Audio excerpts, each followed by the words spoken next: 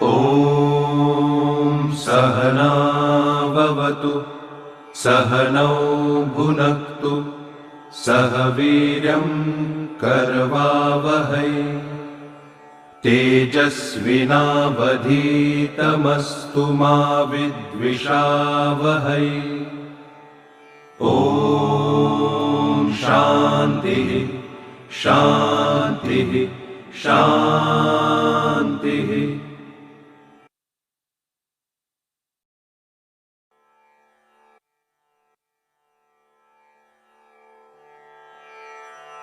ॐ आप्यायन्तु ममाङ्गानि वाक्प्राणश्चक्षुः श्रोत्रमथो बलमिन्द्रियाणि च सर्वाणि सर्वं ब्रह्मोपनिषदं माहं ब्रह्म निराकुर्याम् मा ब्रह्म निराकरोत् अनिराकरणम् अस्तु अनिराकरणं मेस्तु तदात्मनि निरते। य उपनिषत्सु धर्माः ते मयि सन्तु ते मयि सन्तु। ॐ शान्तिः शान्तिः शान्तिः।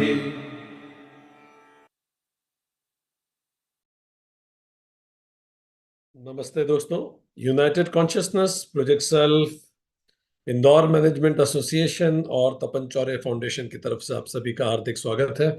दोस्तों, हम लोग उपनिषद सीरीज का अध्ययन कर रहे हैं और इस समय केन उपनिषद का अध्ययन जारी है। ये 15वां सेशन है और आज हम केन उपनिषद के चौथे खंड के 5वें मंत्र से बात शुरू करेंगे। इससे पहले कि हम अपनी बात शुरू करें, हमने पिछली क्लासेस में इस बात को पढ़ा था कि जैसे ये चौथा खंड शुरू होता है, चौथे खंड की शुरुआत में ही उमा जो प्रकट होती हैं वो इंद्र को ये बताती हैं कि ये जो यक्ष था ये ब्रह्म था।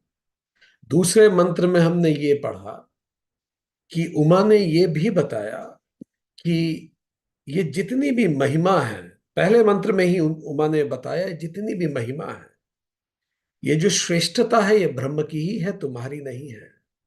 गुरु ये बताते हैं कि बाकी देवताओं से वो देवता श्रेष्ठ है जो ब्रह्म को जल्दी पहचान गए।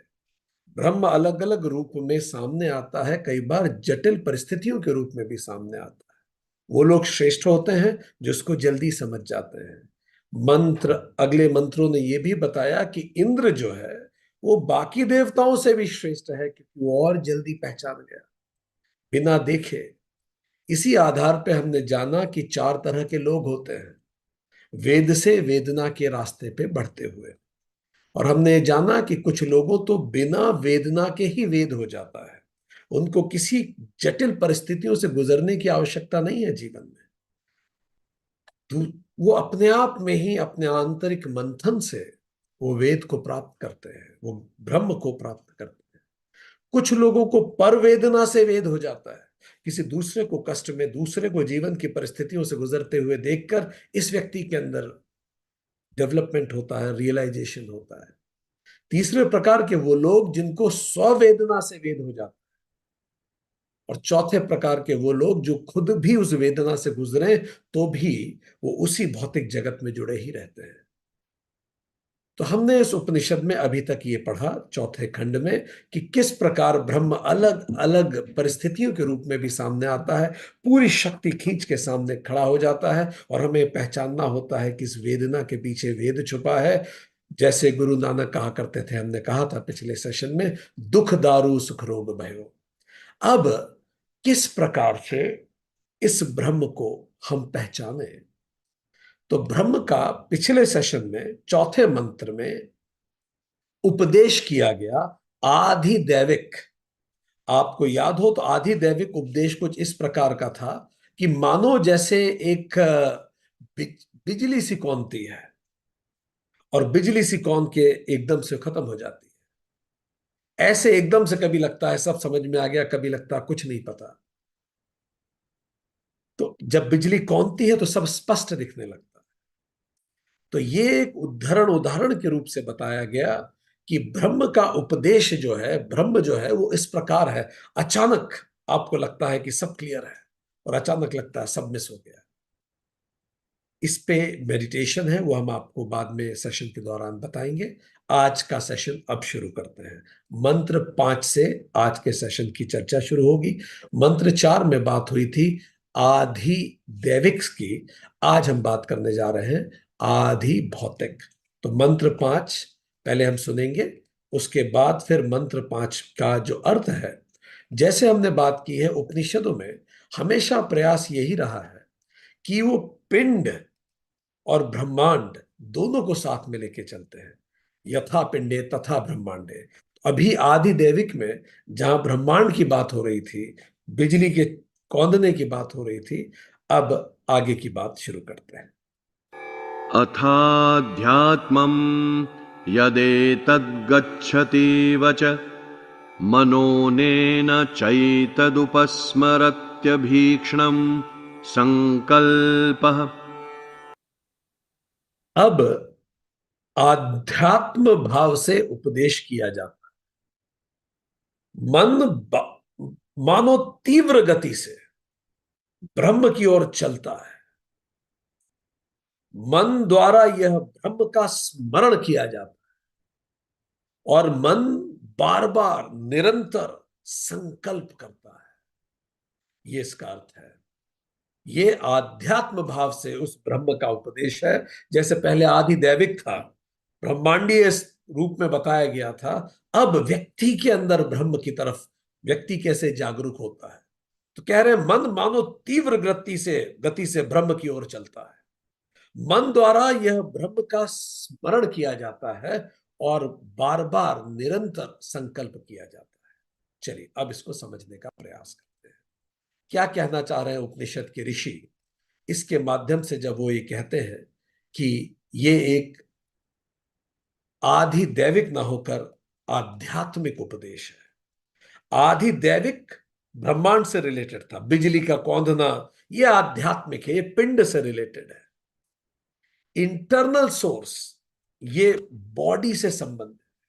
ब्रह्म की तरफ जाने का इंटरनल सोर्स क्या है? ये माइंड से संबंधित है। ये जो मंत्र है बॉडी माइंड कॉम्प्लेक्स की बात कर रहा है। अब ये कह रहा है कि चलिए अब पर्सनल स्टैंड पॉइंट से भी ब्रह्म को समझते हैं। अभी तो हमने एक उदाहरण देके बताया कि बिजली कौनती है, ऐसे मानो ब्रह्म सामने उपस्थित होता हो। जैसे देवताओं का द द द हमने कहानी में भी पढ़ा था, देव दानव और असुरों के लिए। पर अब एक्सटर्नल परिस्थितियों से इंटरनल परिस्थितियों की तरफ शिफ्ट होते हैं। तो जो मंत्र 4 था वो एक्सटर्नल परिस्थितियां, ब्रह्म कई बार परिस्थितियों के रूप में सामने आता है, उसकी बारे में बात हो रही थी। पर अब बात हो रही है इंटरनल सिचुएशंस, एक्सटर्नल नहीं। बाहर से कुछ ना हो तो भी व्यक्ति ब्रह्म की ओर बढ़ता है। चलिए समझे ऐसा कैसे होता है। बाहर से कुछ नहीं है तो भी व्यक्ति ब्रह्म की ओर बढ़ता है। इस मंत्र को समझते हैं। इसको समझने के लिए यह जानना जरूरी है। चलिए हम आपसे पूछे, एक चीज बताइए, what you want in your life. Tell me one thing which is uncompromising and you really want. Tell me what it is. एक कौन सी चीज है जो आप अपनी लाइफ में चाहते हैं? भले आप बच्चे हो, बुजुर्ग हो, स्त्री हो, पुरुष हो, नौकरी पेशा हो, होम मेकर हो। What is that one thing you can write in the chat box that you want for sure? आप धर्म को मानते हो ना मानते हो, what do you want for sure? बिल्कुल ठीक कहा आपने। लगभग 99% लोग यही उत्तर लिखते हैं, पीस, हैप्पीनेस, मोक्ष, अलग अलग शब्दों में। तो एक चीज जो व्यक्ति हमेशा चाहता है, और हाथ खड़ा करें अगर आप इससे रिलेट कर रहे हैं जो हम कहने वाले हैं, एक चीज व्यक्ति हमेशा चाहता है, वो होता है परमानेंस, क्योंकि इम्परमानेंस से डर लगता है। आप में से कितने लोग रिश्तों में परमानेंस चाहते हैं? परमानेंस का मतलब वो व्यक्ति जिसको आप प्रेम करते हैं वो जीवित रहे और रिश्ते में रहे आपके साथ, भले आपका बेटा हो, आपका स्पाउस हो। How many of you want there should be permanence in the relationships? Perfect. कितने लोग, जितने लोग व्यवसाय करते हैं, आप में से कितने लोग चाहते हैं कि व्यवसाय में एक स्थिरता जरूरी है, कि कम से कम इतना उतार चढ़ाव ना हो कि कहीं सब खत्म होने की नौबत आ जाए, एक स्थिरता उसमें भी बनी रहे। नौकरी में भी एक स्थिरता बनी रहे, हमेशा जॉब इनसिक्योरिटी की फीलिंग ना हो मुझे। कितने लोग रिलेट कर पाते हैं इससे? आय में सिक्योरिटी, कि कम से कम कुछ नियमित आय मेरी बनी रहे, पहले व्यवसाय से आए किस रूप में, इतना टर्नओवर तो रहना ही चाहिए। सम्मान में कितने लोग परमानेंस चाहते हैं कि मेरा सम्मान गिरे ना, कम से कम लाइफ में सम्मान बना रहे, भले वो रिश्ते में हो, बाहर समाज में हो। आयु में कितने लोग परमानेंस चाहते हैं कि मैं जीवित रहूं, या जिनको मैं प्रेम करता हूं एटलीस्ट वो जीवित रहे, मेरी आंखों के सामने तो रहे जब तक मैं धरती पे हूं। हाथ खड़ा करें। कितने लोग चाहते हैं कि वो जो कुछ उन्होंने बनाया है, आपने घर बनाया, फार्म हाउस बनाया, फैक्ट्री बनाई है, आपके सामने बनी रहे कम से कम। ऐसा ना हो आपके सामने बिक के खत्म हो जाए, वो व्यक्ति खत्म हो जाए जीवन से, कंपनी खत्म हो जाए, घर खत्म हो जाए। कितने लोग चाहते हैं ये बना रहे? हाथ खड़ा करें। तो भले वो सम्मान हो, रिश्ते हो, नौकरी हो, आय हो, आयु हो, साम्राज्य हो, किसी न किसी रूप में हम चाहते हैं कि चीजें बनी रहें, ये बनी ही रहे। इसी को चाह क्यों हर व्यक्ति परमानेंस चाहता है, कम अधिक किसी न किसी रूप में? उसका कारण यह है, परमानेंस हमारा मूल चरित्र है, इसीलिए हम चाहते हैं। वी आर सत, हम सत हैं। सत क्या होता है? जो परमानेंट होता है। काल त्रये अपि तिष्ठिति सत, तत्वबोध कहता है। जो काल, तीनों काल में तिष्ठति, स्थापित रहे, वो है सत, जो हमेशा रहता है। पास्ट, प्रेजेंट और फ्यूचर हमेशा रहे। तो हम जो हैं, जिसको मैं वास्तव में जो मैं हूं, वो कल भी था, आज भी है और कल भी रहेगा। जैसे कृष्ण कहते हैं, हे अर्जुन, ऐसा कभी नहीं हुआ जब मैं नहीं था या तू नहीं था, हम हमेशा से रहे। We are eternal beings. इस कारण उसके जो ग्लिम्सेस हैं, वो ग्लिम्सेस हमें परमानेंस की तरफ भी दौड़ाते हैं सबकॉन्शियसली, क्योंकि हम तो हैं ही परमानेंट।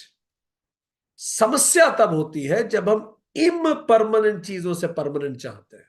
जो चीजें परमानेंट नहीं है, टेम्पररी चीजों से परमानेंट चाहते हैं, तब समस्या होती है।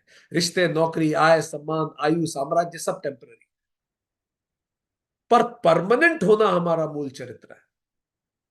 सत हम हैं, जो हम हैं वो इस शरीर से परे है। एक बार जैनियों में बड़ी सुंदर कथा आती है। नेमिनाथ जी आते थे, महान उस जमाने के जैन संत, तीर्थंकर। रुक्मणी, भगवान कृष्ण की जो पत्नी है, वो आतुर थी उनके स्वागत के लिए, और वो नदी के उस पार उन्होंने अपना कुछ समय के लिए कैंप लगाया था। तो रुक्मणी दर्शन देव करना चाहती थी, पर रास्ते में नदी थी, कैसे जाएं, बड़ी मुश्किल भी थी। बड़ी पुरानी कथा है। नदी का वेग तेज था, कोई मल्लाह क्रॉस कराने को तैयार नहीं, तेज बारिश। तो श्री कृष्ण ने रुक्मणी को एक उपाय सुझाया कहा कि तुम नदी के पास जाओ और कहना कि यदि महान संत नेमिनाथ जी ने वो आजीवन व्रती रहे हो, उन्होंने आजीवन कुछ ना खाया हो, तो नदी रास्ता दे दे। तो नदी रास्ता दे देगी। रुक्मणी कृष्ण की बात सुन के चल तो दी, पर पूरे रास्ते पर मन में संशय था, कोई आजीवन व्रती कैसे हो सकता है? बचपन में तो कुछ खाया ही होगा जब संत नहीं हुए। अरे नहीं भी खाया, बचपन से ही संत रहे तो मां ने स्तनपान तो कराया ही होगा, तो आजीवन व्रती कैसे कोई हो सकता? बड़ा संशय मन में, पूरी उफान पर नदी। रुक्मणी वहां पहुंची, वो कथा बड़ी ही निराली है। बड़े मन में संशय के साथ उन्होंने हाथ जोड़ के कहा, यदि संत नेमिनाथ जी आजीवन व्रती हो तो नदी रास्ता दे दे। तो नदी ने रास्ता दे दिया। रुक्मणी चकित हो गई, नदी क्रॉस करके उधर चली गई। बड़ा उनके लिए खाना लेके गई थी, बड़े उनके लिए उपहार लेके गई थी, धन्य हो रही थी कि वो पधारे। उनको उन्होंने खाना सर्व किया। नेमिनाथ जी ने प्रेम स्वरूप वो खाने को स्वीकार भी किया। फिर विदा लिया रुक्मणी ने। पर अब विदा लेते लेते एक और चुनौती आ गई, अब क्रॉस कैसे करें? कृष्ण जी से यह मंत्र तो पूछ लिया था कि इधर से उधर कैसे जाना है, अब वापस उस नदी को क्रॉस कैसे करेंगे? जल्दबाजी में तो पूछा ही नहीं। बड़ी दुविधा में हो गई। नेमिनाथ जी ने उनके चेहरे पर दुविधा देखी। तीर्थंकर थे। उन्होंने पूछा क्या हुआ? रुक्मणी ने कहा दुविधा यह है, अब मैं जाऊं कैसे वापस, इतनी तेज उफान है नदी पे। तब तो कह के आ गई थी, जैसा कृष्ण जी ने कहा था, अगर नेमिनाथ जी ने कुछ ना खाया हो, आजीवन व्रती रहे हो, तो नदी रास्ता दे दे। पर अब क्या कहूंगी? जैसे कृष्ण वैसे तीर्थंकर नेमिनाथ जी। उन्होंने कहा वही कहो जो कह के आई थी। पर रुक्मणी ने कहा कि प्रभु, कुछ कह ही नहीं पाई हो, क्योंकि अपने हाथ से तो अभी खाना सर्व किया है, और ये कह रहे हैं कि वही कह दो कि अगर नेमिनाथ जी ने कुछ ना खाया हो तो नदी रास्ता दे। संकोच में कुछ कह नहीं पाई। नेमिनाथ जी ने बोला बिल्कुल यही कह दो, अगर नेमिनाथ ने कुछ ना खाया हो तो नदी रास्ता दे दे। वो अब संशय तीन गुना था। अपने हाथों से खाना सर्व करके, अपनी आंखों से उन्हें खाते हुए देखा। फिर नदी के पास पहुंची और हाथ जोड़ के बोला, यदि नेमिनाथ जी आजीवन व्रती हो तो नदी रास्ता दे दे। नदी ने फिर रास्ता दे दिया। अब तो बहुत ही चकित हो गई, कृष्ण जी के पास जाके बोला ये क्या है? मैंने अपने हाथों से उन्हें सर्व किया और नदी ने रास्ता दे दिया। तब कृष्ण ने वही बताया कि हम सब परमानेंट हैं। आत्मा ना तो जन्म लेती है, ना मृत्यु को कभी प्राप्त होती है। ना वो भोजन करती है, ना ही वो भूखी रहती है। जो जिसने भोजन किया वो तो शरीर था। वो जो आत्मा है नेमिनाथ जी की, वो अजन्मा है, वो अचल है। वो जो है उसने भोजन नहीं किया। हम परमानेंट है। अच्छा, अब दूसरी बात, आप में से कितने लोग ये सच में चाहते हैं? अब हाथ खड़ा कीजिएगा if it works for you, कि आप में जो भी योग्यता भगवान ने दी है, या जिस भी कारण से आप में वो योग्यता है, you want to realise your potential.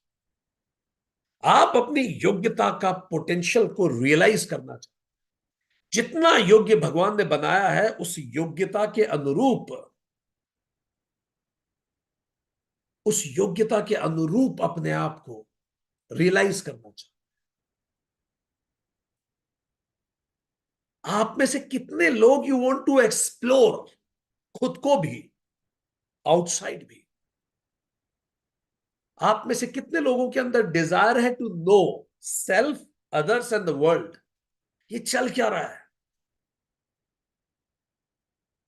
कितने लोग वास्तव में अपने पोटेंशियल को पूरा रियलाइज करना चाहते हैं, जानना चाहते हैं खुद को, दुनिया को, अपने आसपास की चीजों को? इसी को कहते हैं चित्त। आदि शंकराचार्य कहते हैं ज्ञान स्वरूप चित्त। चित्त क्या है? ज्ञान स्वरूप है। चित्त की बात नहीं कर रहे हैं, चित्त की बात कर रहे हैं। चित्त तो माइंड हो जाता है योग सूत्र का, यहां चित्त की बात चल रही है। चित्त मीन्स कॉन्शियसनेस, चेतना। तो हमारी चेतना ज्ञान स्वरूप है, ये सब कुछ जानती है। इसीलिए आप देखेंगे हर व्यक्ति जानना चाहता है, बिकॉज ये हमारा नेचर है। We want to explore. Last जो आप सभी ने कहा, हम सब पीस एंड हैप्पीनेस चाहते हैं। We want peace and happiness. We want to be peaceful, we want to be happy.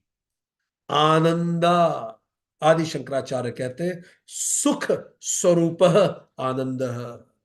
हर व्यक्ति सुखी रहना चाहता है, ब्लिस में रहना चाहता है, यह आनंद है। तो आप देखें वेदना क्या है जो हमने पहले पढ़ी। तीन तरह की वेदना हो, जीवन में परमानेंस ना मिलना वेदना है।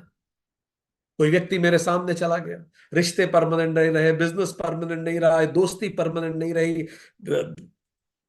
कुछ परमानेंट नहीं रहा, तो दुख होता है। तो पहली वेदना तो जब इम्परमानेंस को हम सामना करते हैं। दूसरी वेदना जब हम पोटेंशियल को रियलाइज नहीं कर पाते।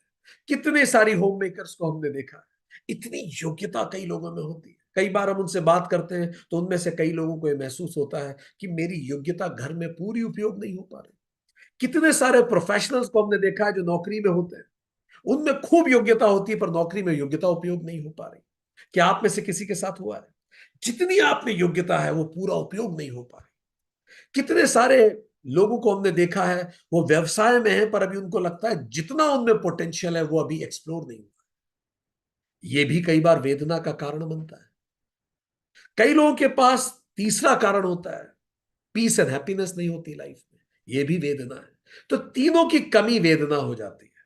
और वेद क्या है? ये जानना कि मैं तो ये हूं, मैं ही परमानेंस हूं, चित सत, मैं ही वो ज्ञान हूं, मुझे सारी सृष्टि का ज्ञान मुझ में ऑलरेडी है।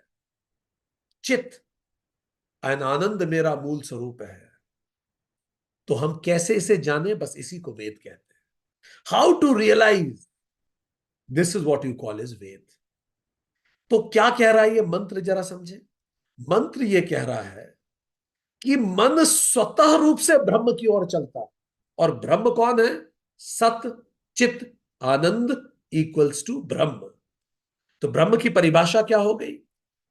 क्या लिखते हैं आत्मबोध में? आदि शंकराचार्य क्या बोलते हैं? उसे ब्रह्म जानो जो सत चित आनंद स्वरूप है। आत्मबोध 56 शास्त्रों में आता है। एवं सच्चिदानंद स्वरूपम स्व आत्मानम विजानियात। इस प्रकार सच्चित आनंद स्वरूप को आत्मा जानना चाहिए। तो ये जो मंत्र क्या कह रहा है? मंत्र ये कह रहा है मन तीव्र गति से मानो ब्रह्म की ओर चलता है। तो किस तरफ चलता है मन तेजी से? परमानेंस की ओर, to know and to be happy. कितने लोगों का मन इसकी तरफ चलता है तेजी से? परमानेंस लाने के लिए मन प्रयास करता है, टू एक्सप्लोर मन प्रयास करता है, एंड टू बी हैप्पी मन प्रयास करता है। तो मन कह रहा है ये जो मन की तीव्र गति होती है इस तरफ, ये जानो ये ब्रह्म की तरफ ही तो गति है। जैसे नदी स्वतः सागर की ओर बहती है, जैसे बच्चा स्वतः मां की ओर दौड़ता है, इसी तरह मन तीव्र गति से ब्रह्म की ओर चलता है। क्यों? क्योंकि यही हमारा मूल स्वरूप स्वभाव है। एक एक करके तीनों पे बात करते हैं। पहले परमानेंस की बात करते हैं, सत्य की बात करते हैं। एटम से मनुष्य तक परमानेंट स्टेबिलिटी हर चीज चाहती है, सब एटर्निटी चाहते हैं। एटम भी तो परमानेंस चाहता है ना, जिन्होंने फिजिक्स पढ़ी है जानते हैं। केमिस्ट्री में भी एटम रिएक्ट क्यों करता है? क्योंकि उसे स्टेबल होना है, परमानेंट होना है। पूरी केमिस्ट्री का आधार क्या है? Atomic reactions. अगर एटम रिएक्ट ही नहीं करेगा तो केमिस्ट्री खत्म हो जाएगी। एटम स्टेबल कब होता है? जब वो परमानेंट कब होता है? जब वो स्टेबल हो जाता है। स्टेबल एटम परमानेंट हो पाता है। फिजिक्स का आधार, केमिस्ट्री का आधार यही है। हर एटम स्टेबिलिटी चाहता है, परमानेंस चाहता है, इसीलिए वो रिएक्ट करता है। और जब परमानेंट हो जाता है तो इनर्ट हो जाता है, स्टेबल हो जाता है। और हम कौन है? हम उन्हीं एटम्स के तो कॉम्बिनेशन है। इसीलिए हम भी क्या चाहते हैं? हम भी स्टेबिलिटी चाहते हैं। सब चाहते हैं, असुर आयु बचाए रखना चाहते हैं। कोई सुंदरता बचाए रखना, पूरी कॉस्मेटिक इंडस्ट्री का आधार क्या है? व्यक्ति सुंदरता बचाए रखना चाहता है, बस इस यही पूरी कॉस्मेटिक इंडस्ट्री का आधार है। मन स्वतः परमानेंस की तरफ जाता है, रिश्ता संपत्ति बनाए रखना चाहता है, प्रभुत्व बनाए रखना चाहता है। ये हमेशा बना रहने की इच्छा इस बात का प्रतीक है कि कहीं गहराई में हम जानते हैं कि सबकॉन्शियसली हम अमर हैं, आत्मा है, सत है। यहां तक कि हम दूसरों को खत्म ही इसीलिए करते हैं कि हम बने रहे। ये सब हेल्थ बनाए रखना चाहते हैं। हम दूसरों को क्यों खत्म करते हैं? हम दुश्मनों को इसीलिए खत्म करते हैं क्योंकि हम बने रहे। सर्वाइवल ऑफ द फिटेस्ट क्या है? हम बने रहे। वॉर हम क्यों करते हैं? हम बने रहे।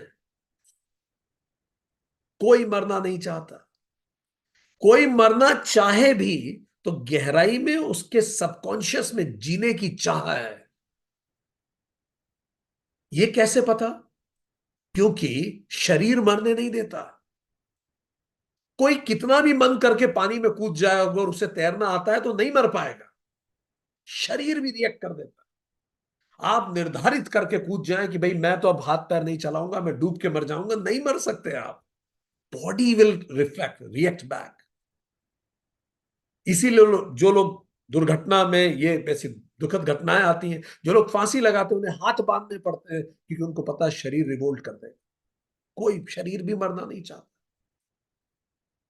जरा सा स्ट्रगल हो तो शरीर खुद को बचा लेगा। हर प्रयास शरीर करता है अपने आप। इसी को तो इम्यून सिस्टम कहते हैं। हम बने रहें, हम इकट्ठा करते हैं ताकि हम बने रहें। यहां तक कि मरने के बाद हमारा नाम बना रहे इसकी भी इच्छा रहती है। मूर्तियां बनवाते हैं ताकि हम बने रहें मरने के बाद भी। यहां तक कि कब्र में साथ में पहले सामान रखा जाता था ताकि वहां भी आराम बना रहे। हर धर्म मानता है, भले कुछ भी हो, हर धर्म मानता है मरने के बाद कुछ तो है जो बना रहता है। भले कुछ ये कहें कि भाई कयामत के दिन कुछ तो उठेगा, या कुछ कहें कि पुनर्जन्म होता है, पर कुछ मृत्यु के उपरांत बचता है। ये दुनिया के सारे धर्म मानते हैं। समाप्त नहीं होता सब कुछ। तो क्या कह रहा है ये मंत्र? मन के द्वारा ब्रह्म याद किया जाता है। मन संकल्प लेता है कि लगातार बना रहूं, सत रहूं, ब्रह्म रहूं। ये कौन चाह रहा है? मेरे अंदर का ब्रह्म मैनिफेस्ट हो रहा है। दूसरा क्या है? टू नो, चित्त। हर बच्चा जानना चाहता है। विकास मूलभूत है स्वयं को, दुनिया को। टू नो, टू ग्रो, अपने पोटेंशियल को पहचानने की, अपनी संभावनाओं को पहचानने की यात्रा ही जीवन है। यही ओरिजिन ऑफ स्पीशीज का आधार है। पत्थर पौधे बने, पौधे पशु, पशु मानव। ग्रो कर रहे हैं हम सब। हम लोग क्यों ग्रो ग्रो कर रहे हैं? वी कीप नोइंग मोर, ज्यादा से ज्यादा जान रहे हैं। पत्थर अपने आसपास के बारे में इतना नहीं जानता जितना पेड़ जानता है। पेड़ से ज्यादा पशु एक्सप्लोर करता है, पशु से ज्यादा मनुष्य एक्सप्लोर करता है। पत्थर खुद को उतना नहीं जानता जितना मनुष्य जानता है। हम खुद के बारे में ज्यादा कॉन्शियस है। इवोल्यूशन ऑफ कॉन्शियसनेस हो रहा है। ये क्या हो रहा है? चित्त एक्सप्लोर हो रहा है। Everyone wants to know. वैज्ञानिक हो, दार्शनिक हो, बच्चे हो, बुजुर्ग हो। कितने लोगों ने देखा कोई बच्चा जोर से रो रहा हो और उसे कुछ अजीब सी चीज दिखा दो तो एकदम से आंखें खोल के देखने लगता है, रोना बंद कर देता है। Have you notice that? ठीक। बच्चे को कुछ अचंभा करने वाली चीज दिखा दो तो रोना एक क्षण के लिए बंद करके उसको देखने लगता है। To know is our basic nature. सारी सृष्टि का विकास इसी desire to know self and surrounding से हुआ। Desire to realise full potential. इसीलिए हम ग्रो करते हैं। आज हम माइंड से कार चला रहे हैं, हम एआई बना रहे हैं, हम मंगल को जानना चाह रहे हैं। पूरा विज्ञान, पूरा दर्शन कॉन्शियसनेस का ही तो एक्सप्लोजन है। क्या कह रहा है इस मंत्र में? मन तीव्र गति से जानने के लिए चलता है। किसकी ओर चलता है? ब्रह्म की ओर चलता है, चित्त की ओर चलता है। मन बार बार याद करता है कितना जान लिया, और मन लगातार संकल्प करता है जान के ही रहूंगा। यही विज्ञान का आधार है। यही विज्ञान का आधार। पूरी एंटरटेनमेंट इंडस्ट्री भी, amusement industry, research and development, ये सारी इंडस्ट्रीज किस पे चल रही है? क्योंकि हमें जानना है, हमें अनुभव करना है। अब तीसरा शब्द क्या है? सच्चित आनंद। हर व्यक्ति खुश रहना चाहता है, कोई भी दुखी नहीं रहना चाहता। हर व्यक्ति हर पल खुश रहना चाहता है। जीवन के सारे प्रयास दो ही कारण से होते हैं: दुखों को दूर करें और सुखों की प्राप्ति करें। आनंद सुख स्वरूप। व्यक्ति उस व्यक्ति को पसंद करेगा, आप खुद पे लागू करके देखिए। आप उस व्यक्ति को पसंद करेंगे जो आपके आनंद में वृद्धि करे, और उस व्यक्ति से दूर हो जाएंगे जो आपको निरंतर दुख दे। आप लगातार दुखी रहेंगे, आप उससे दूर हो जाएंगे। एक व्यक्ति हुए फ्रांस में, अभी अभी की बात है, एंटोइन चेवेल। इतने उनके ब्रेकअप्स हुए, इतने रिश्ते टूटे, इतने ब्रेकअप्स हुए कि आखिर में उन्होंने डिसाइड किया भाई किसी के भरोसे नहीं रहना। उन्होंने खुद से शादी कर ली। ठीक है, उसने आधी यहां दाढ़ी बढ़ाई, आधी शेव कर ली। यहां जो लड़की वाला साइड शरीर को भी ऐसे बना, इधर बाल लंबे कर लिए, इधर बाल काट लिए। आधा उसने फीमेल बना लिया, आधा मेल बना लिया। वो खुद से ही शादी कर ली। व्यक्ति खुश रहना चाहता है। अगर कोई उसे लगातार दुख देगा तो उससे भी दूर हो जाए।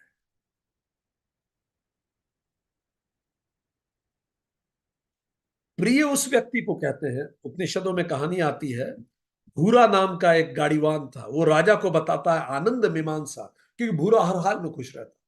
तो राजा को बताता है आनंद के बारे में कि प्रिय उस वस्तु को कहते हैं जिसमें आनंद देने की संभावना है।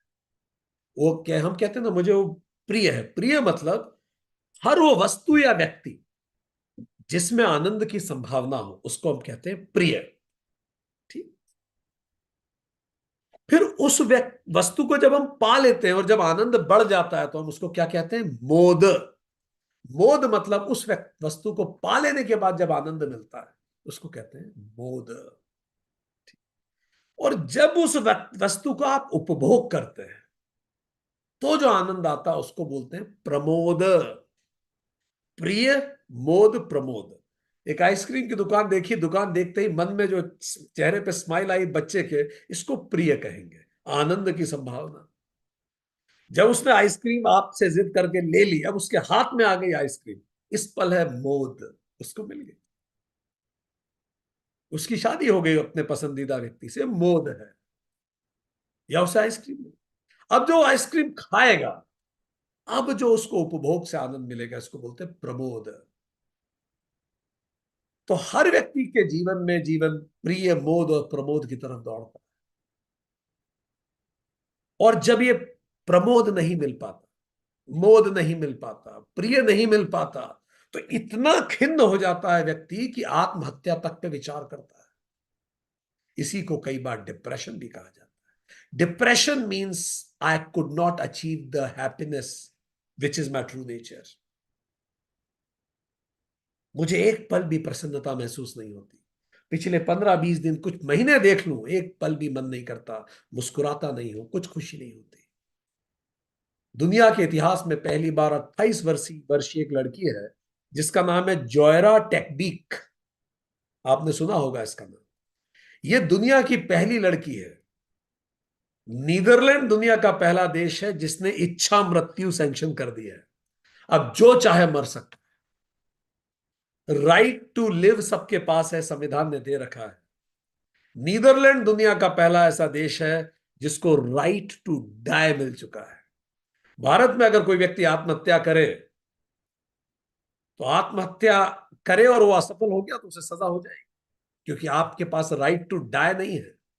आत्महत्या का प्रयास एकमात्र अपराध है जिसके ना करने पर आपको सजा मिलती है।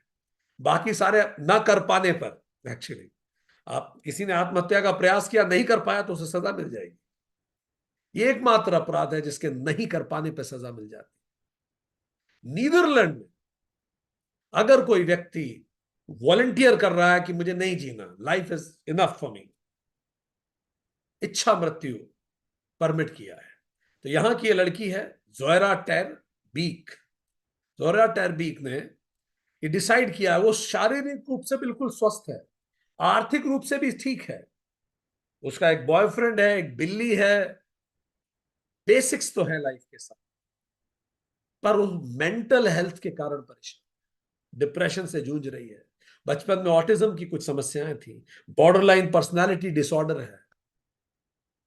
और जब से ये हुआ है 2022 में, आप मानेंगे, नीदरलैंड में 8,720 एप्लीकेशन आ चुकी है मरने की, एप्लीकेशन कि हम मरना चाहते हैं। 14% ग्रोथ हो गई है। और 2012 में नीदरलैंड की जितनी मृत्यु हुई उसकी 5% डेथ्स इससे हो रही। ये भी आनंद के लिए जो इंसान की एक्सट्रीम क्वेस्ट है उसके कारण होता है। सच्चित आनंद हमारा मूल स्वरूप है। तो मंत्र ने कहा मन तेजी से दौड़ता है इसकी तरफ, बहुत तेजी से। चलिए अब आगे चलेंगे। अब मंत्र 6, ठीक, ये अंदर होता है। ये विचार, सारे विचार हमारे उस तरफ जाते हैं सच्चित आनंद के। तो विचार स्वरूप भी ये है। अब आगे बढ़ते हैं। मंत्र 6 कहता है, मंत्र 6 सुनेंगे, उसके बाद मंत्र 6 पे व्याख्या समझेंगे। मंत्र 6 क्या कहना चाह रहा है। अभी तक हमने आदिदैविक और फिर आध्यात्मिक, अपने अंदर से जो बात निकलती है उस पर चर्चा हुई। अब हम अगली बात पढ़ेंगे। मंत्र 6 देखिए। तद्धतद्वनं नाम तद्वनमित्युपासितव्यम् स य एतदेवं वेदाभि हैनं सर्वाणि भूतानि संवाञ्छन्ति। उस परम तत्व का नाम आनंद है। उस आनंद के रूप में उसकी उपासना की जानी चाहिए, परमानंद के रूप में। और उसे इस रूप में, जो उसे इस रूप में जानता है, उसे सभी प्राणी विशेष रूप से चाहते हैं। बहुत सुंदर बात कही है इस मंत्र में, कि वो जो परम तत्व है उसका वो आनंद स्वरूप है, और उसे उसी रूप में उसकी आप उपासना की जानी चाहिए। और जो उसे इस रूप में जानता है उसे सभी प्राणी विशेष रूप से चाहते हैं। बहुत महत्वपूर्ण मंत्र, बहुत सुंदर मंत्र, सीख लेने जैसा मंत्र, याद रख लेने जैसा मंत्र। यह मंत्र हमको याद दिलाता है कि जो व्यक्ति आध्यात्मिक होता है उसे हर पल मुस्कुराता हुआ आप पाएंगे। आध्यात्म का मतलब बोरिंग नहीं है, आनंदित है। नंद के घर आनंद भयो, जय कन्हैया लाल की। आनंद शब्द का शाब्दिक अर्थ है चारों दिशाओं से आने वाला। नंद का अर्थ भी प्रसन्नता ही है। सो नंद के घर, प्रसन्नता के घर, आनंद भयो, चारों दिशाओं से प्रमोद हो रहा है। नंद के घर आनंद भयो, जय कन्हैया लाल की। कृष्ण मुस्कुराते दिखेंगे। कई बार लोगों ने यह कहा कि ऐसा क्यों है कि भारत के जो भगवान हैं वो सब मुस्कुराते रहते हैं, क्या उन्हें इंसानी वेदना नहीं दिखती।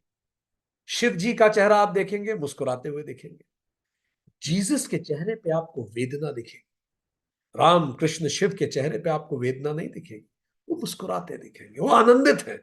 क्या ये इनसेंसिटिविटी है? कई लोग ये कहते हैं, क्या ये इनसेंसिटिविटी है मनुष्य की वेदना के प्रति? नहीं, ये रियलाइजेशन है, ये मनुष्य को एक डिपिक्शन है कि आपका मूल स्वरूप सच्चिदानंद है। बस उसे पहचानो और आनंदित हो जाओ, सारी वेदनाएं वेद में बदल। तो ब्रह्म को, ब्रह्म आनंद रूप में विख्यात है, और जो इसको आनंद रूप में जानता है सभी उससे प्रेम करते। क्लियोपेट्रा के राज्य, सब दुनिया की सबसे सुंदर महिला, उसके राज्य पे सीजर ने अटैक करा और सीजर ने राज्य जीत लिया। क्लियोपेट्रा पे उसका कब्जा हो गया। जूलियस सीजर की कई पत्नियां पहले से थी। क्लियोपेट्रा दुनिया की सबसे सुंदर महिला थी, उसके अहंकार को यह कबूल नहीं था। उसने अपने मंत्रिमंडल को बुलाया और बोला कुछ ऐसा रास्ता बताइए कि सीजर मेरे अलावा किसी की तरफ ना देखे, सबको भूल जाए, मेरे साथ ही समय बिताए। बहुत मंथन किया सारे मंत्रिमंडल ने, और मंत्रिमंडल ने पूरे मंथन करके राय दी कि महारानी, हम सब एक राय पे सहमत। एक काम कीजिए, आप जब भी सीजर से मिले, बड़ी महत्वपूर्ण बात उन्होंने बताई, सीख लेने वाली बताई, जब भी आप सीजर से अत्यधिक प्रसन्न होकर मिलिए, खिल खिल के मिलिए। जब कोई व्यक्ति बहुत प्रसन्न होता है, खुश मिजाज होता है, ऐसे व्यक्ति से सभी प्रेम कर, सब उनके करीब आने लगते हैं। जो ब्रह्म को आनंद रूप में जानता है, सभी प्राणी उससे प्रेम करते हैं। तद्वनम का शाब्दिक अर्थ आनंद रूप। आनंद रूप द्वारा, और सभी प्राणी फिर उसको वंदना करते हैं। आप किसी की भी वंदना करते हैं, आप राम की, जीसस की, अल्लाह की, अग्नि की, प्रकृति की, अदृश्य की, किसी किताब की, मनुष्य की, गुरु की, स्थान की, मूल रूप से हम चाहते क्या है? जैसा आपने बोला सबसे पहले, हैप्पीनेस, आनंद। तो मंत्र कह रहा है कि ब्रह्म आनंद स्वरूप है और उसकी इसी रूप में वंदना होनी चाहिए। ये ही ऐसे टेस्ट है। अगर आप हर पल आनंदित नहीं है, प्रसन्न नहीं है, तो आप आध्यात्मिक नहीं है, पीरियड। दिन भर में जितने पल आप you are happy to the core, वही पल ब्रह्म स्पर्श था। पर वो हैप्पीनेस टेम्पररी थी, तो भौतिक हैप्पीनेस हो जाए। वो परमानेंट चित्त में प्रसन्नता होनी चाहिए, सतचित आनंद, परमानेंट कॉन्शियसनेस। एंड आनंद मतलब है ब्लिस। तो कई बात कहते हैं, कई बार हम खुद से पूछते हैं, मेरा आध्यात्मिक विकास हो रहा है, इसका क्या पैरामीटर है? एकमात्र पैरामीटर, आपका आध्यात्मिक विकास हो रहा है तो आपकी प्रसन्नता बढ़नी चाहिए हर पल। वही ब्रह्म है। तभी आप निखर के आते हैं। गीता 7.8 और 9, भगवान कृष्ण कहते हैं, जहां भी तू महिमा देखे, ग्रेटनेस देखे, जान मैं ही हूं। भगवत गीता अध्याय 8 श्लोक 6, भगवान कहते हैं, हर कर्म और यज्ञ का अंतिम उद्देश्य मैं ही तो हूं, सच्चिदानंदा, मैं ही हूं। और मन स्वतः भागता है उसकी तरफ, पांचवें मंत्र ने बोल दिया। और ब्रह्म की उपासना किस रूप में करो? प्रसन्नता के रूप। यहूदियों की किताब है तालमुद। तालमुद किताब में इतना सुंदर वाक्य आता है। तालमुद किताब कहती है कि जब तुम मर के ऊपर जाओगे, तो परमात्मा तुमसे यह नहीं पूछेगा कि तुम ये क्यों नहीं बने, वो क्यों नहीं बने, वो क्यों नहीं बने। परमात्मा तुमसे पूछेगा, तुम्हें आनंद का मौका दिया, तुम्हें उत्सव का मौका दिया, तुम्हें प्रसन्न रहने का मौका दिया, तुम्हें सेल्फ रियलाइजेशन का मौका दिया, तुम हर पल क्यों नहीं उत्साहित रहे? तुम हर पल क्यों ना सेल्फ रियलाइजेशन में तुमने क्यों नहीं बिताया? तुम क्यों दूसरों को कोसते रहे? तुम क्यों असुरक्षित रहे? तो परमात्मा तुमसे यह पूछेगा, तुम दुखी क्यों रहे जब तुम सच्चित आनंद स्वरूप हो? और यह सुख किसके हाथ में है? तो हमने एक बड़ी सुंदर कथा सुनी थी। एक व्यक्ति ने आराधना की शिव, और शिव से कहा, मैं ब्रह्म को देखना चाहता हूं।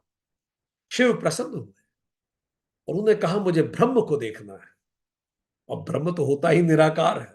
उसने ऐसा वर मांगा जो बड़ा जटिल था, मैं ब्रह्म को देखना चाहता हूं। तो शिव ने कहा, तू तेरे चारों तरफ देख, जो भी तुझे बिना सिर का आदमी दिखे, तू जान जाना वही ब्रह्म है। अब वो व्यक्ति चारों तरफ गया, उसको बिना सिर का कोई आदमी दिखाई नहीं। बिना सिर का आदमी देखा है आप में से किसी ने आज तक? किसने देखा बिना सिर का? हाथ खड़ा कर। उसको भी नहीं दिखा। थक हार के बैठ गया, बहुत दुखी सा। तो जब वो बैठा तो उसने नीचे देखा, अपना धड़ देखा। फिर उसे याद आया कि मेरा सर तो मुझे दिख ही नहीं रहा है, तो बिना सर का आदमी कौन है? तो मैं खुद। ऊपर से शिव मुस्कुराया, क्योंकि व्यक्ति समझ गया, अहम ब्रह्मास्मि, मैं ही ब्रह्म हूं, बिना सिर का आदमी। इसको इस तरफ से भी समझ सकते हैं, बिना सर अहंकार का भी प्रतीक है। इसलिए कई बार हम मंदिर में जाते हैं तो हम लोग अपने बाल चढ़ाते हैं, हम अपने अहंकार को चढ़ाते हैं। कई बार हम अपनी पगड़ी भगवान के सर पे रखते हैं, सर अहंकार का प्रतीक है। तो बिना सिर का व्यक्ति मतलब अहंकार विहीन व्यक्ति स्वतः ही भगवान के करीब जाता है। तो ये मंत्र कह रहा है इसीलिए उसकी आनंद स्वरूप उपासना करनी चाहिए।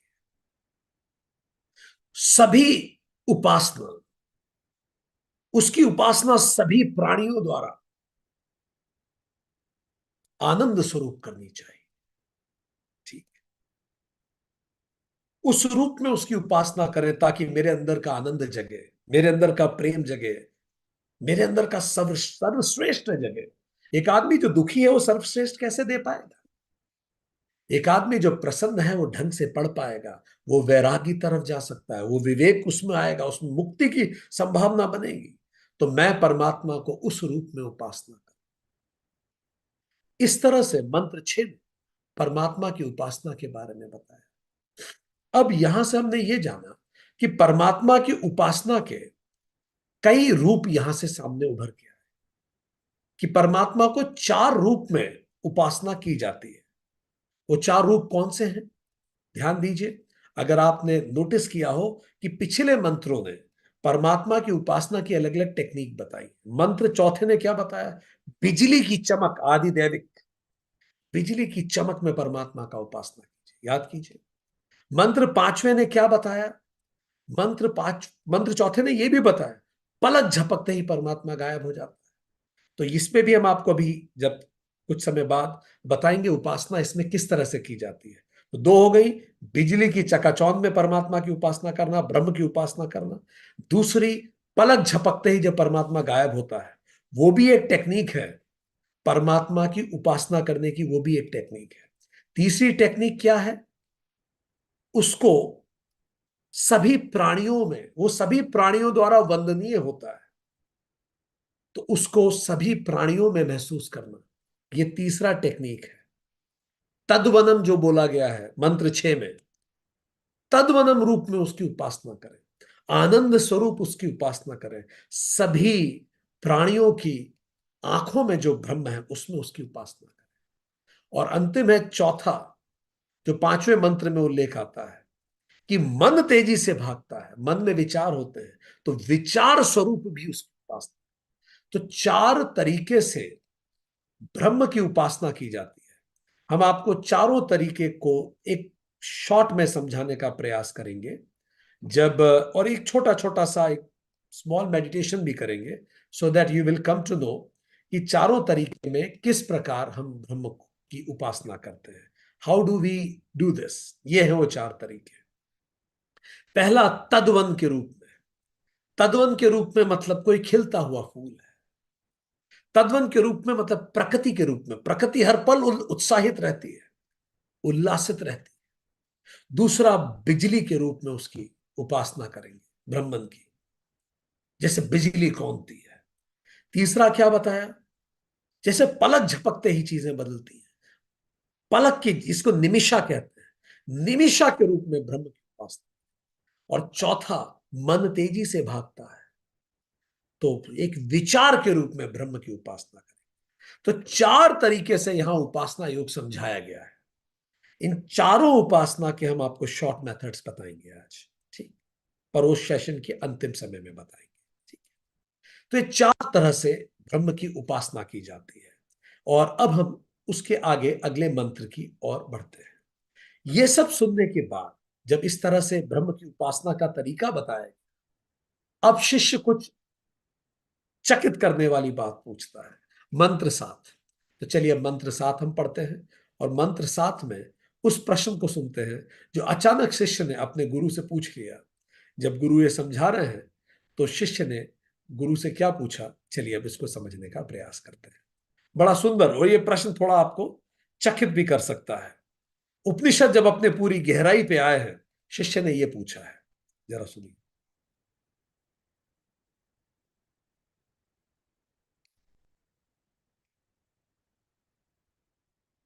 ये मंत्र सुनिए और शिष्य ने जो पूछा है उस पर विचार कीजिए।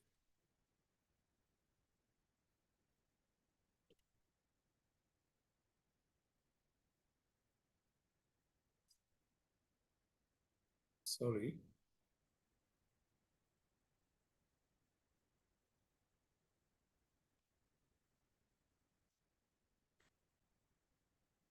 ये मंत्र आपके सामने।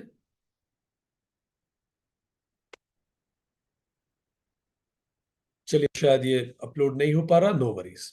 तो शिष्य इसमें पूछता है मंत्र 7 में। तो मंत्र 7 का शाब्दिक अर्थ हम आपके सामने बताते हैं। मंत्र 7 से इतना सब पढ़ने के बाद शिष्य कहता है, हे भगवान, मुझे उपनिषद पढ़ाइए। अब ये पढ़ने वाले को भी बड़ा अजीब लगेगा कि इतनी देर से क्या पढ़ा रहे हैं। जो शिष्य पूछता है, मुझे उपनिषद पढ़ाइए, ठीक। और उसके बाद जब वो शिष्य कहता है, हे भगवान, मुझे उपनिषद पढ़ाइए, तो गुरु कहते हैं, शिष्य, मैंने तुम्हें उपनिषद पढ़ा दिया है। निश्चय ही ब्रह्म से संबंधित उपनिषद तुम्हें पढ़ा दिया गया है। अब इसका क्या अर्थ होता है, थोड़ा अपन समझने की कोशिश करते हैं। जहां शिष्य पूछता है कि प्रभु, मुझे उपनिषद पढ़ाई, इतना सब पढ़ने के बाद ऐसा क्या कारण है? आपको क्या लगता है? लिखिए चैट बॉक्स में, व्हाट डू यू थिंक। इतना सब पढ़ने के बाद शिष्य ऐसे कैसे पूछ सकता है गुरु से कि मुझे उपनिषद पढ़ाइए, तो इतनी देर से क्या पढ़ा रहे थे? What do you think, what may be the meaning of this thing? क्या अर्थ हो सकता है इसका? शिष्य क्या जानना चाह रहा है गुरु से जब शिष्य ये कहता है कि मुझे उपनिषद पढ़ाइए? ठीक है, इसके 3 अर्थ हैं। पहला, क्या उपनिषद समाप्त हो चुका है या पढ़ाना अभी बाकी है? बिल्कुल सही पूछ समझे आप। वो कह रहा है कि क्या कुछ बचा है, ओवरवेल्ड है जो कुछ उसने जाना है। 4 तरह की उपासनाएं गुरु ने उसे सिखाई है, वो उपासना कर चुका है, फीलिंग ओवरवेल्ड। इसीलिए पूछ रहा है कि मुझे पढ़ाइए, कुछ और बाकी है।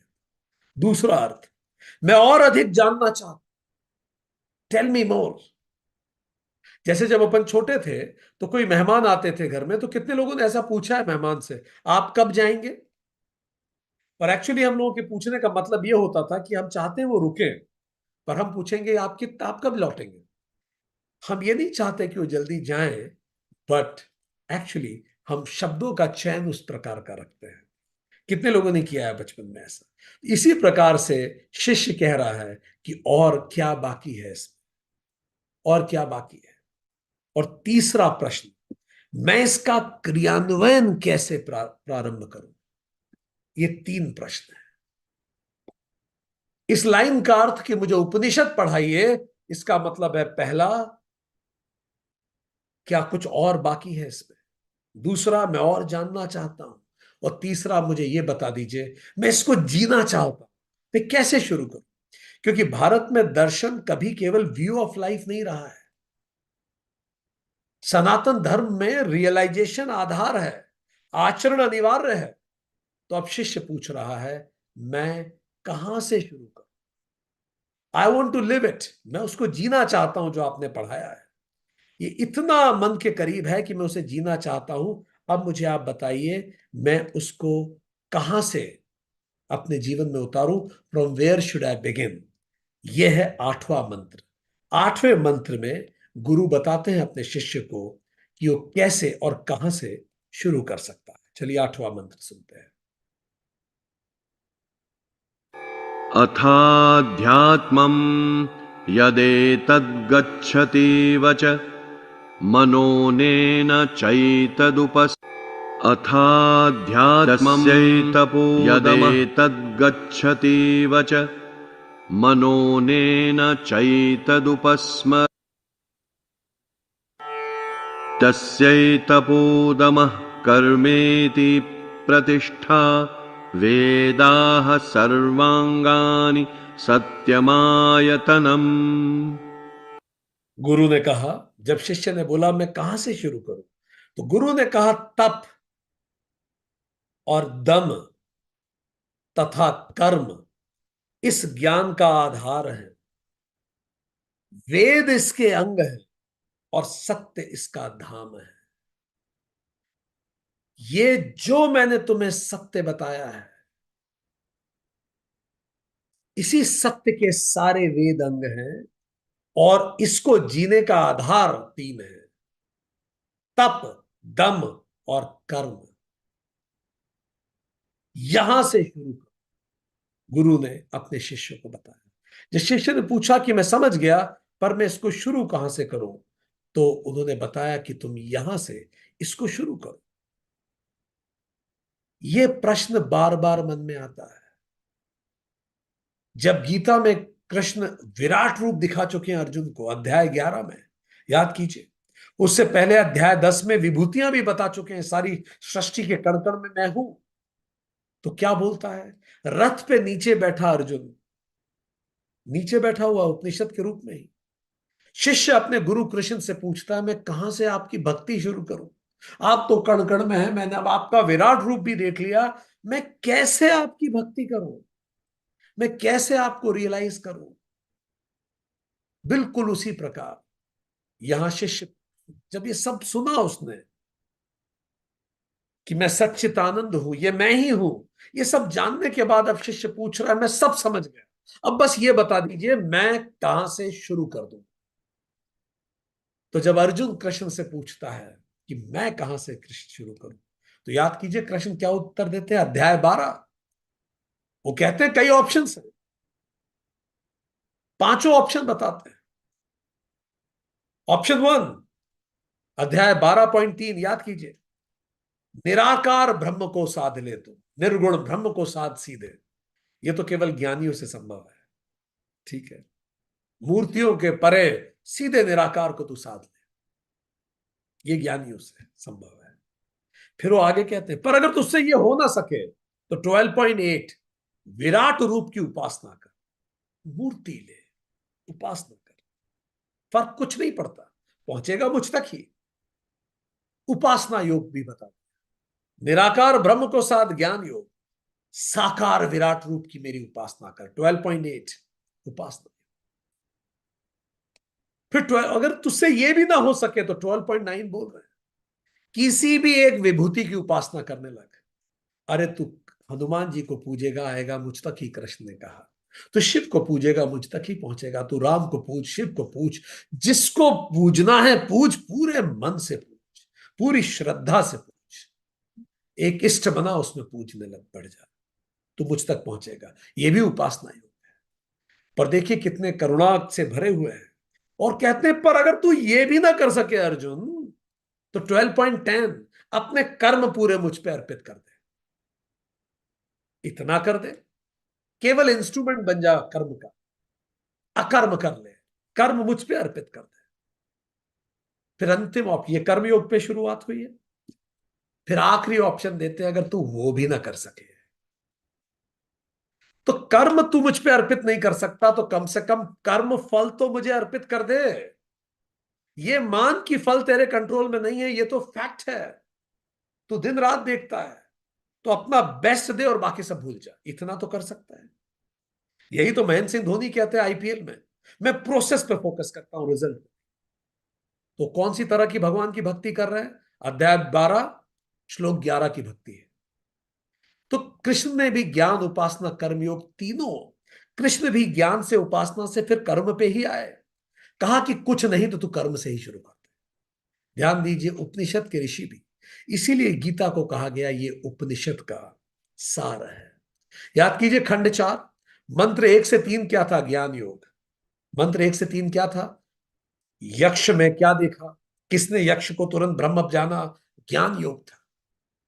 1 से 3 मंत्र, ये मंत्र 1 से 3 ज्ञान योग है, पहचानो ब्रह्म।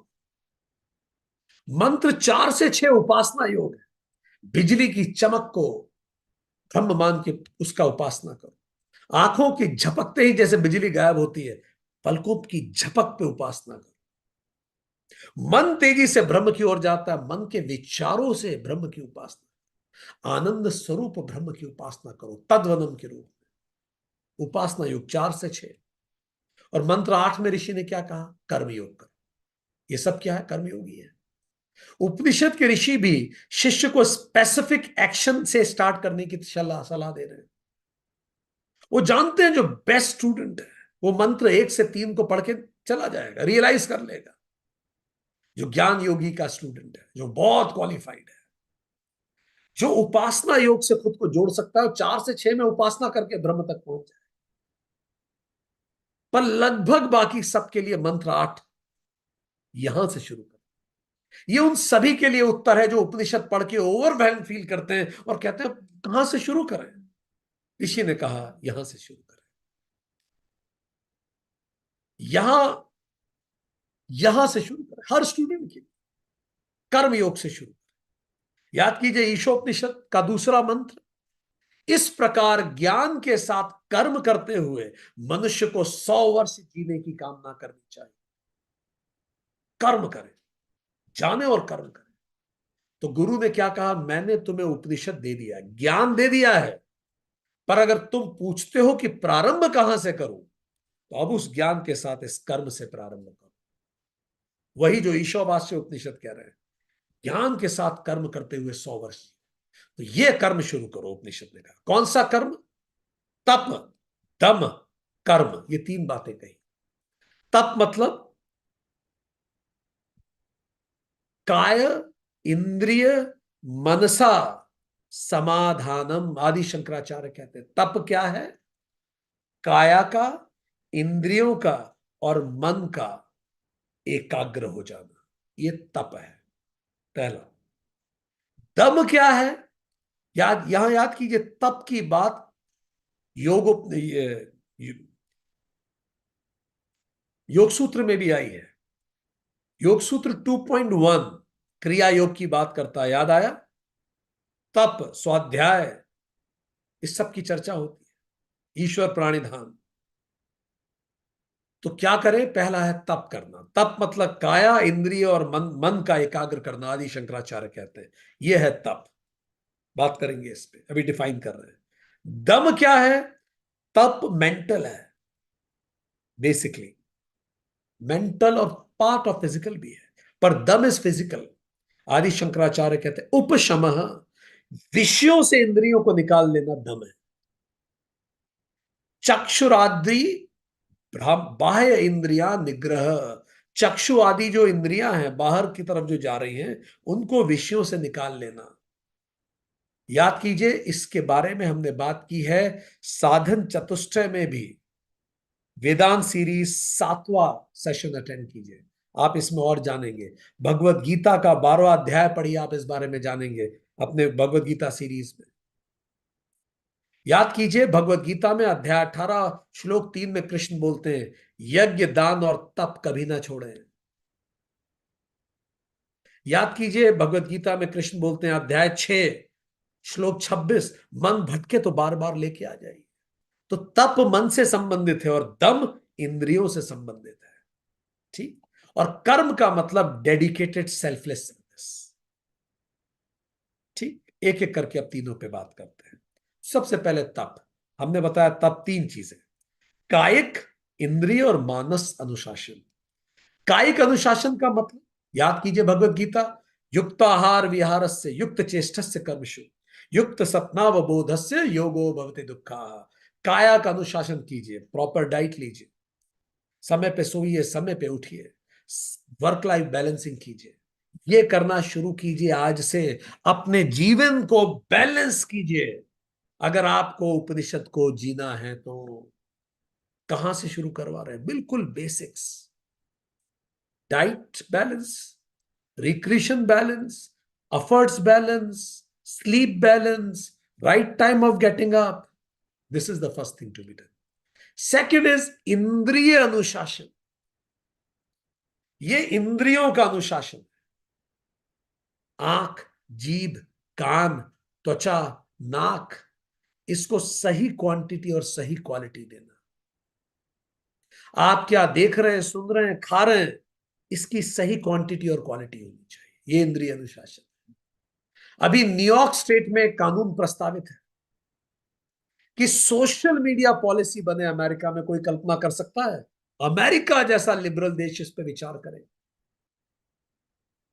और ये पॉलिसी अगर हो जाती है तो ये कहेगी कि 18 साल के नीचे का बच्चा कंप्यूटर पे क्या देख रहा है, मोबाइल पे क्या देख रहा है, सोशल मीडिया पे, ये पेरेंट्स डिसाइड करेंगे। इस हद तक मानसिक तनाव बढ़ा है बच्चों में, डिप्रेशन बढ़ा है कि अमेरिका को मजबूर होना पड़ा है।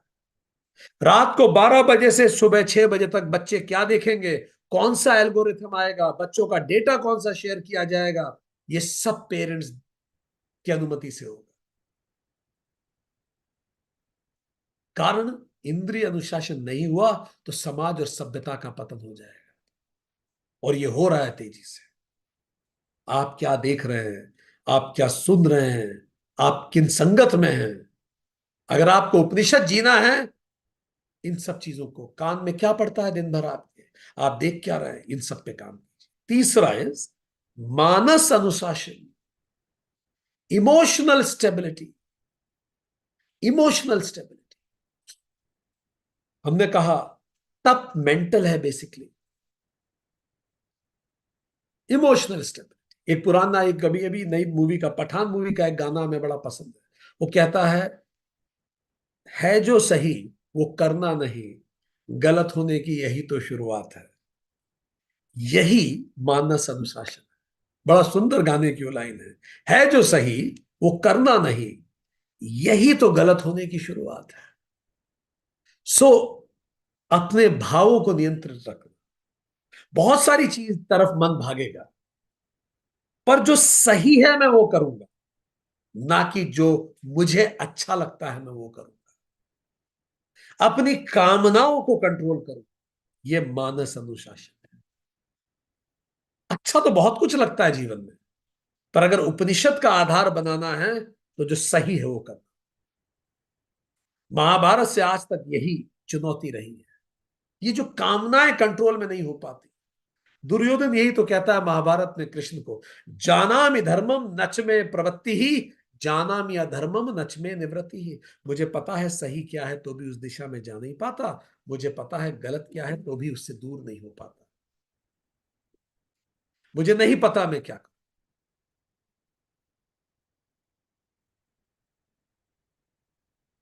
क्यों ऐसा होता है कि मुझे पता है सही क्या है तो भी मैं नहीं कर पाता, और क्यों ऐसा होता है मुझे पता है गलत क्या है तो भी मैं दूर नहीं रह पाता? कितने लोगों के साथ ऐसा होता है? अर्जुन यही बात पूछता है कृष्ण से, कि भले डेली रूटीन हो या लाइफ के बड़े बड़े डिसीजंस, ये प्रॉब्लम होता है। अर्जुन पूछता है, अध्याय 3 श्लोक 36, केन प्रयुक्त पापम चरति, किसके कारण व्यक्ति पाप की ओर बढ़ता है? तो कृष्ण कहते हैं उत्तर में 3.37, एष काम, ये काम है अर्जुन, अनंत कामनाएं। 3.38 कहता है, भगवान कहते हैं जैसे धुएं से अग्नि, मैल से दर्पण ढका होता है, जैसे गर्भ से शिशु ढका होता है, इसी प्रकार कामना से हमारा ज्ञान ढक जाता है। हमें पता ही नहीं पड़ता हम क्या कर रहे हैं। अभी हम पेपर में पढ़ रहे थे, आरजीपीवी के पूर्व कुलपति फरार। पेपर में फ्रंट पेज खबर ये थी, कुलपति फरार, पढ़ने में लज्जा, लुकआउट नोटिस भ्रष्टाचार का। क्या सही क्या गलत वो तो समय बताएगा, पर जब शिक्षा के मंदिर में ये चीजें पढ़ने में आती, हम क्या समाज बनाने वाले हैं? फिर कहीं पढ़ा, नौकरी के पहले दिन ही रिश्वत लेते हुए कोई व्यक्ति पकड़ा गया। भगवान कृष्ण आगे कह रहे हैं, अनलेन दुष्पुरेण काम रूपेण, जैसे 3.39, जैसे अग्नि में घी की आहुति डालने से अग्नि कभी तृप्त नहीं होती और भड़कती है, ऐसे काम रूप अग्नि में भोग डालने से अग्नि या कामना तृप्त नहीं होती और बढ़ती है। इसीलिए क्या कहा ऋषि ने उपनिषद के, तप करो, मानस तप करो। और फिर अर्जुन को कृष्ण एड्रेस भी बताते हैं भगवत गीता में, याद कीजिए, कि कहां पकड़े इस कामना को, ये रहती किधर है कामना। 3.40, अस्य अधिष्ठानम कहां है? सुनिए श्लोक क्या है, इंद्रियाणी मनः बुद्धि ही, अस्य अधिष्ठानम उच्चते। ये कामना अगर खत्म करनी है, इसको पकड़ना है तो कहां मिलेगी? ये 3 एड्रेस हैं, जैसे मकान, गली और शहर हो, इंद्रियों में, मन में और बुद्धि में, यहां बसती है। यहीं से बात शुरू होती है। उपनिषद के ऋषि क्या कह रहे हैं? अब दूसरा काम क्या करना? दम। तप हो गया, अब आए दम। दम क्या है? विषयों का एक्सपोजर दूर करो। तप में क्या बात हो रही थी? इंद्रियों को कंट्रोल करना। ठीक, इंद्रिय कंट्रोल कह रहे थे, इंद्रिय निग्रह, इंद्रिय अनुशासन। मैं अपनी इंद्रियों को कंट्रोल करूं। दम ये कह रहा है उन विषयों को भी दूर करूं। रील मोबाइल हाथ में ही ना लू ना यार, रात को सोने से 1 घंटे पहले। ना रहेगी शाख, ना बैठेगा उल्लू उस पे। ठीक, उस दुकान पे ही ना जाऊं जिस जहां मीठा मुझे नहीं खाना है। इंद्रियों को विषयों से दूर कर दूं। उन लोगों के बीच में ही ना बैठूं जैसी बातें मुझे नहीं सुननी है। वैसी जगह ही ना जाऊं जैसी जैसी स्मेल मुझे, जैसी हवा मुझे नहीं चाहिए। यह है दम। इंद्रियों को एक्सपोजर से दूर कर देना, स्वयं को उन सभी इंद्रियों के विषयों से दूर कर देना जो पुनः आकर्षित कर सकते हैं। मोबाइल के घंटे फिक्स कर देना और बाकी दूर रख देना। व्हाट्सएप 3 घंटे के बाद चेक करना। एक्सपोजर कम कर देना। जीव में जो चीजें, जो एडिक्शन हो गया है जिसका, उसको उसकी पकड़ से खुद को दूर कर देना। शराब छोड़नी है तो घर में बॉटल रखना बंद करें। रॉबर्ट डाउनी जूनियर, नाम बताइए इनका जो पॉपुलर नाम है। रॉबर्ट डाउनी जूनियर का पॉपुलर नेम बोलिए, सब जानते हैं उसे। Iron man, exactly. 5 साल का था आयरन मैन। वो iron man, the iron man. He was my favourite for your information. See, the iron man. So 5, सच्ची घटना सुना रहे, अब हम कोई कहानी नहीं सुना रहे उसकी। 5 साल की उम्र में पिता ने उसको गांजे का एक कश दे दिया। सोचिए, 5 साल का बच्चा। उस समय गांजा करना कूल था। आज कनाडा में मैरिजुआना लीगलाइज हो गया, दुनिया के बहुत सारे देशों में मैरिजुआना को लीगलाइज कर दिया गया है। कूल है ये। 30 साल तक तो ऐसी बुरी एडिक्शन हो गया उसको।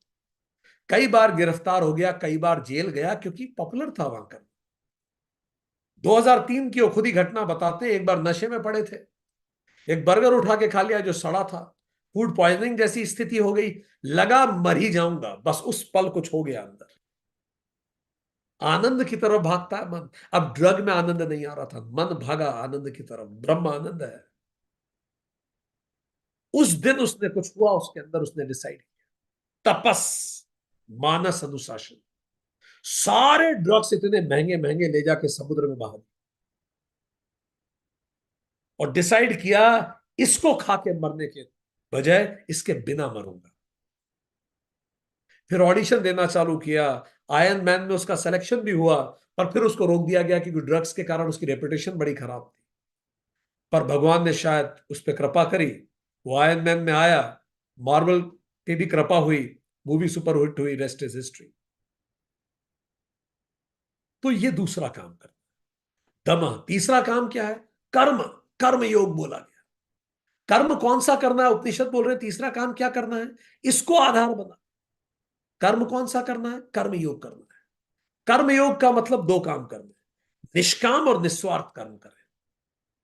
बिल्कुल अभी इस वक्त से क्या करना शुरू करें, ये बता रहे हैं ऋषि शिष्य को। निष्काम कर्म, कामना रहित और निस्वार्थ कर्म करें। स्वार्थ रहित कर्म करें। थोड़ा समझें, एक लिस्ट बनाइए अभी। वो ये होमवर्क है, कल हमें बताइएगा अगली क्लास में। दिन भर में कितने काम हम करते हैं जो कामना रहित होते हैं? कामना रहित का मतलब जो भी रिजल्ट आया वो स्वीकार। एक पल भी यहां नहीं होता कि ये होता और वो होता। Give your best and leave the rest. दिन भर के कितने काम, कई बार जब हम खाना बनाते हैं हम चाहते हैं लोगों को खाने में पसंद आए, ये कामना हो गई। जैसा हो, मैंने अपना बेस्ट दिया, अब आपको पसंद आए तो भी ठीक, नहीं आए ये हो गया कामना रहित कार्य। जो रिजल्ट आए वो परमात्मा का आशीर्वाद। दिन भर में लिखिए कितने काम आप करते हैं, लिस्ट बनाइए और गिनती गिन के लिखिए। दूसरा, दिन भर में कितने काम निस्वार्थ करते हैं, स्वार्थ विहीन। धन्यवाद की भी अपेक्षा नहीं होती, मुस्कुराहट की भी अपेक्षा नहीं होती, यह भी अपेक्षा नहीं होती कि कोई कम से कम निंदा तो ना करे। तारीफ ना करे चलेगा, पर निंदा तो ना करे, इतनी अपेक्षा भी नहीं। ऐसे कितने काम हम दिन भर में।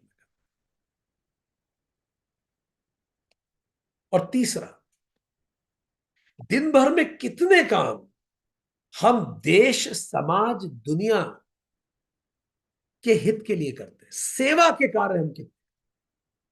तीसरी लिस्ट, 3 लिस्ट। इन्हीं 3 लिस्ट में दिए गए कार्यों से चित्त शुद्ध होता है। निष्काम काम से चित्त शुद्ध हो जाएगा आपका। दूसरा, स्वार्थ विहीन कार्य से। और तीसरा, सेवा कर। इसीलिए हम बार बार कहते हैं, अभी कई लोगों के मन में यह भी विचार आता है, सर हम कहां सेवा करें, I am a house wife, I am a home maker, मैं घर पे ही रहता हूं, बाहर निकलता ही नहीं हूं, मैं कैसे सेवा करूं। संस्थाओं जो सेवा कर रही हैं उधर वॉलंटियर कीजिए, श्रमदान कीजिए, टाइम दीजिए, जिस प्रकार का दान कर सकते हैं अपनी स्किल का दान कीजिए, सेवा का हिस्सा बनिए। इससे प्यूरिटी आती है। कुछ ऐसा काम कीजिए जिससे देश समाज में मदद हो, 1% ही सही। इसीलिए हम हमेशा कहते हैं, यूनाइटेड कॉन्शियसनेस दुनिया भर में काम कर रही है, हमें लोगों की हमेशा आवश्यकता। You reach out to us, हम आपको सेवा कार्य देते हैं, कीजिए। और सेवा कार्य योग कर्मशु कौशलम, पूरी मेहनत से करिए, बिना यह प्रयोजन के कि धन्यवाद भी मिलेगा, अपने आप अंदर शुद्धि होगी। निष्काम कर्म चित्त शुद्धि का कारण बनता है, और निष्काम कर्म से और निस्वार्थ कर्म से पापों का नाश होता है। क्यों पाप नाश होते हैं? हम दूसरों का हित करते हैं। निस निस्वार्थ कर्म दूसरों के लिए ही तो होता है। निष्काम चलो खुद के लिए हो सकता है, पर निस्वार्थ तो दूसरों के लिए होगा। तो निष्काम कर्म से चित्त शुद्धि, निस्वार्थ कर्म से पापों का नाश। इससे ज्यादा स्पष्ट भगवान कहां बता सकते हैं? भगवत गीता याद कीजिए, भगवान कृष्ण कहते हैं 3.11, अनेन देवान भावयते देवाः व भावयन्तु। आप नेचर को नरिश करें, नरिश आप नेचर आपको करेगा। आप दूसरों के लिए करें, दूसरे आपके लिए करेंगे। और स्पष्ट कहते हैं 3.13, जो बिना कंट्रीब्यूट किए भोग रहे हैं वो चोर हैं। अप्रदाय भुग्यते सह तेन, और वो जो खा खा रहे हैं वो पाप खा रहे हैं। अधम भुंजते। आगे वो ये भी कहते हैं 3.16, वो लोग तो व्यर्थ में जीते हैं जो कर्मयोग नहीं करते। मोहम जीवती। आगे वो कहते हैं 3.1415, ब्रह्म नित्य यज्ञ प्रतिष्ठम, ब्रह्म यज्ञ में ही प्रतिष्ठित है। निस्वार्थ कर्म करने वाले ही ब्रह्म तक पहुंचते हैं। ब्रह्म का ही तो यज्ञ है सारी दुनिया, बारिश वहीं से तो होती है, उसी से अन्न आता है, अन्न खा के हम जीवित रहते हैं। कृष्ण कहते हैं तुम भी यज्ञ करो, इससे साइकोलॉजिकल रेन होगी, तुम्हारा चित्त शुद्ध होगा, पुण्य बढ़ेगा, पाप की ज्वाला बुझेगी और आत्म संतुष्टि होगी। बहुत सुंदर तरीके से भगवान बताते हैं। तो ये 8वां मंत्र क्या कह रहा है? सबसे पहले कर्म योग करें, निष्काम कर्म, निस्वार्थ। इससे क्या होगा? चित्त शुद्धि हो जाएगी। चित्त शुद्धि के साथ उपासना योग करें, तप, कायिक, इंद्रिय और मानस तीनों को कंट्रोल करें। दम, इंद्रियों को विषयों से हटाएं, इससे चित्त स्थिति होगी। मन भटकेगा कम, धीरे धीरे, जब वो चीजें ही नहीं रहेंगी आसपास, आपने मन को कंट्रोल भी किया। फिर ज्ञान योग्यता, फिर आप केन उपनिषद फिर से पढ़िए, फिर से सुनिए, श्रवण मनन निदिध्यासन इंटरनलाइज करिए। इससे ज्ञान प्राप्ति होगी, इससे जीवन मुक्त हो जाएगा, इससे व्यक्ति मृत्यु उपरांत विदेह मुक्त हो जाएगा। तो इस मंत्र में आत्म साक्षात्कार का पूरा विज्ञान एक ही मंत्र में समझा दिया। सो दोस्तों, हमने अभी तक जो पढ़ा, एक क्विक हम रिवीजन लेंगे इसका। हमने आज ये जाना, हमने जाना कि मंत्र 5 में आध्यात्मिक उपदेश दिया गया कि कैसे मन ब्रह्म की ओर तीव्र गति से चलता है, क्योंकि हमारा सच्चित आनंद ही हमारा मूल स्वरूप है। उसके बाद हमने ये देखा 6ठे मंत्र में कि ब्रह्म को तद्वनम नाम से उसकी उपासना करनी चाहिए, आनंद स्वरूप उसकी उपासना की जानी चाहिए, क्योंकि आनंद ही हमारा भी मूल स्वरूप है और ब्रह्म का भी मूल स्वरूप है। जो ब्रह्म को आनंद रूप में भजते हैं, सभी प्राणी उनसे प्रेम करते हैं, उनकी तरफ आकर्षित हो जाते हैं। तो हमने 4 प्रकार की उपासनाओं के बारे में भी यहां चर्चा करी। हमने चर्चा करी बिजली के रूप में ब्रह्म की उपासना, निमिषा के रूप में, आंखों की झपक के रूप में ब्रह्म की उपासना, विचार के रूप में और आनंद के रूप में। इन चारों पे हम प्रैक्टिस करेंगे। फिर 7वें मंत्र में शिष्य ने कहा कि मुझे बताइए उपनिषद के बारे में। गुरु ने कहा जो सिखाना था सिखा चुका, अब लागू करो। तो गुरु शिष्य ने कहा मैं लागू कैसे करूं? तो गुरु ने कहा कि तुम्हें 3 काम करो, तप, दम और कर्म करो। बस यही यहीं से शुरू करो, क्योंकि सारे वेद इसके अंग हैं और सत्य इसका आश्रय है। यही, ये जो सत्य मैंने तुम्हें बता दिया है, सारी वेदों का सार यही है। और इसकी शुरुआत तुम्हें करनी चाहिए कर्म उपासना योग से। शुरुआत करो और ज्ञान स्वतः तुम प्राप्त करो। आज के लिए इतना ही।